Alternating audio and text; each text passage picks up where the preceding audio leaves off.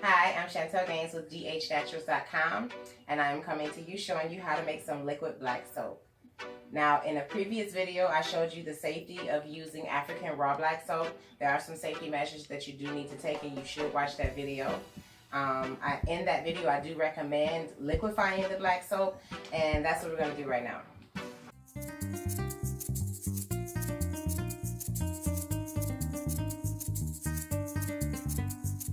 The first step in liquefying the black soap is all of you thinking, I don't feel like doing it. First step is to go to dhnaturals.com, click on liquid black soap. We have it already for you. It's already liquefied. We have it in regular and we have it in some medicated. You can get it scented, whatever custom way you like, we have it for you.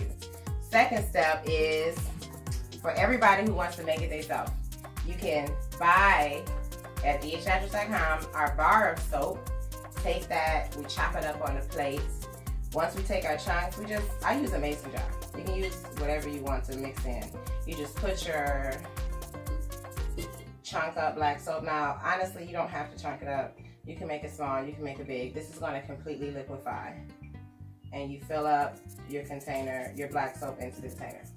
So, the container that you get with water, you can just fill it all the way up with water. It's a 12-ounce container, and you can pour 12 ounces inside of your mason jar. Or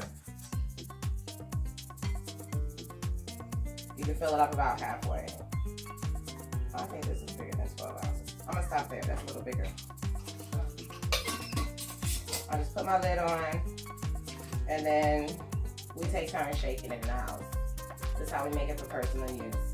Now, I'll just shake it a little bit and let it rest. Everybody who walks by knows, hey, shake that shea butter. If my son walks by, hey, grab the shea and help me. Grab the soap and help me. So shake it up, shake it up. I don't know how much time it takes to liquefy. It depends on how much you've agitated and the temperature of the water you use.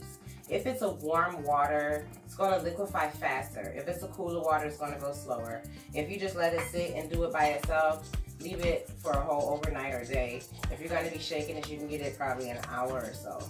But if you need some right away, even this first short agitation, this water is all usable for soap. It's not as concentrated because it's not done liquefying, but if you pour this onto your washcloth right now, you'll have way too much suds because this is super concentrated when you get done.